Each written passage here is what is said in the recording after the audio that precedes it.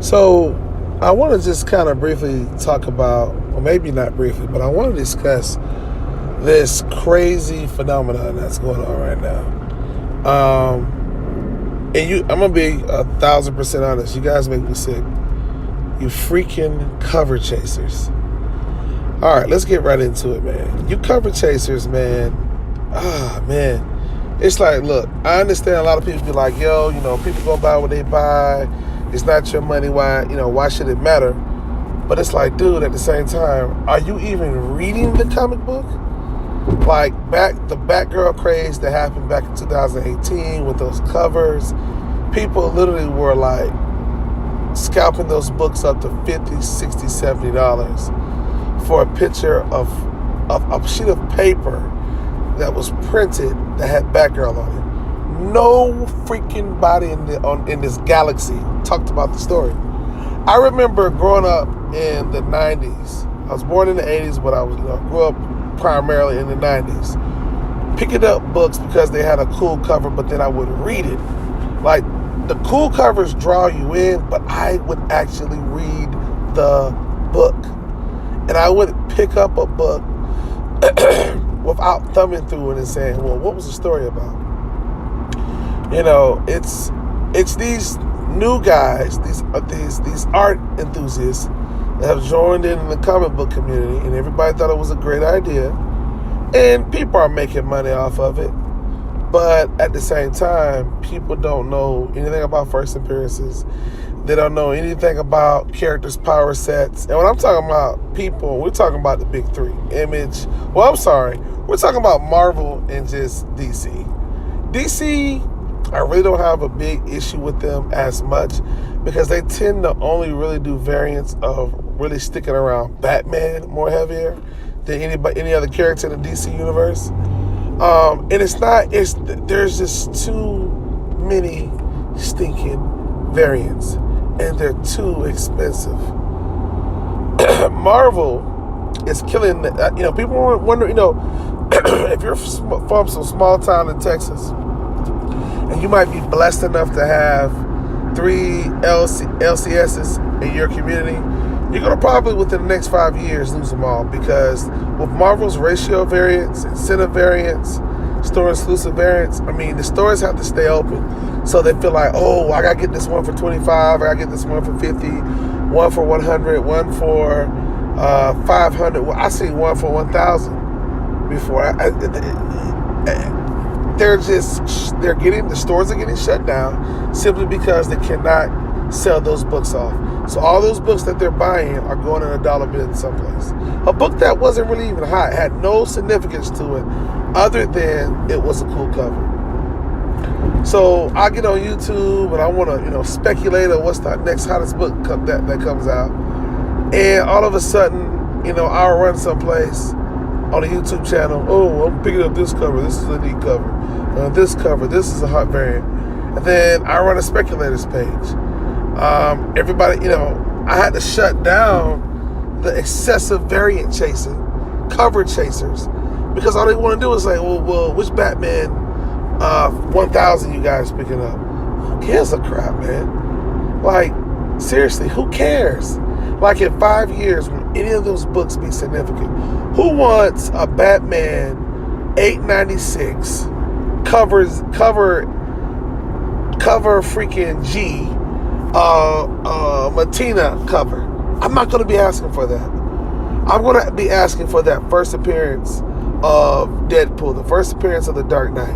I'm going to be asking for the death of somebody that was significant. I'm not going to freaking sit back and ask for a particular variant cover. I preach this message all the time about excessive variant chasing. I feel like, when people look back on, like, let's say there was a small minor key appearance in a book, all of a sudden that character explodes in the next couple of years. Nobody's going to be looking for a particular expensive variant for that. I even see it now, like a lot of those director's cuts, ratio variants, like people aren't picking those up. Like the Shazam number 21, like people aren't going, but that's the first modern Shazam family. Like they had a lot of variants for that, and people aren't asking. People want the basic book because that's the poster child. That cover is the poster for the Shazam family, not those crazy ratio variants. Well, you can't tell us what to buy, and that's crazy. How you gonna tell us what to go and pick up? It's our money, and that's the trend. Like, you gotta stay with the trend. If you're not gonna stay with the trend, then you're gonna be left behind. Look, man, I'm not following that trend. In the '90s, there used to be those cool, crazy, embossed, somewhat. They had the embossed. They had the hologram card. All these freaking flashy gimmicks. And back then, they were naive. They didn't make you pay more. But certain people did. If we would have had eBay, people would have been boosting those damn books. Like, for real. They would have been scalping the hell out of those books. And people say, the variants aren't hurting the market. Overprinting is. Look, a lot of people don't have a 9.8, even freaking The Death of Superman. Don't give me that shit. A lot of people don't have 9.8s. Shoot, since we're here, we might as well talk about slabbing. I think slabbing is great for modern books, but they need to be 9.8 or better, maybe 9.6. But if you run around here trying to chase a slab book so you can make an extra, maybe potentially making an extra $100, great. But you better have to get the book sold. And you better not sell it on FeeBay because they're going to get their cut. And PayPal going to get their cut. You're better off selling your books on a Facebook auction site or Facebook group. Silver Age, the higher the better. But people walking around here with a 3.5 first vision. Like, you're better off just selling that book raw and just saying, hey, I'm not a professional grader. And make me best offer wins. That's what I do. I people hate me for it, but I am the guy, the black guy that's in the room that says, hey man, make me an offer. Oh, well, just tell me how much you want. No, because when I tell you how much I want for the book, you'll just shoot for a figure beneath what I already have. So that's pointless. But I'm rambling like a lot of YouTube videos do. Let me pull myself back. Look, guys, let's buy books. If you want a cover chase, great. But read the book, push the cover, and push the story. The stories is what's going to ultimately draw us, not the cover. That's not going to be long lasting, man. It's going to die out. It's a gimmick. It's a fad. It's a trend. And pretty soon, there's just going to be a bunch of dollar bill buckets.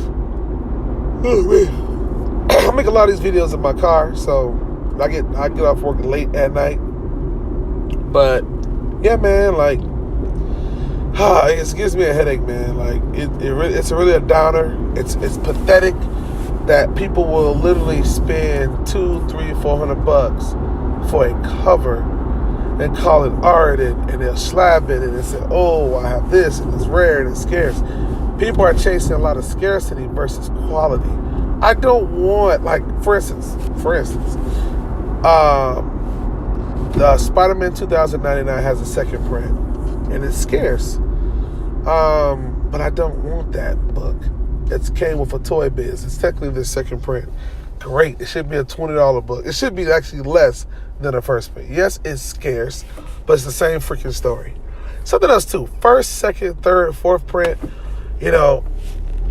they used to just, that's a way for people to allow everybody to read a book, collect the book. I'm sleepy. But they will also allow you to actually have a book without, but they don't, but the help, see, what the print runs are key. If you have a number one, but you have a zillion prints, nobody cares. But what you do is you break it down in increments. You have a first print, second print, third print, fourth print.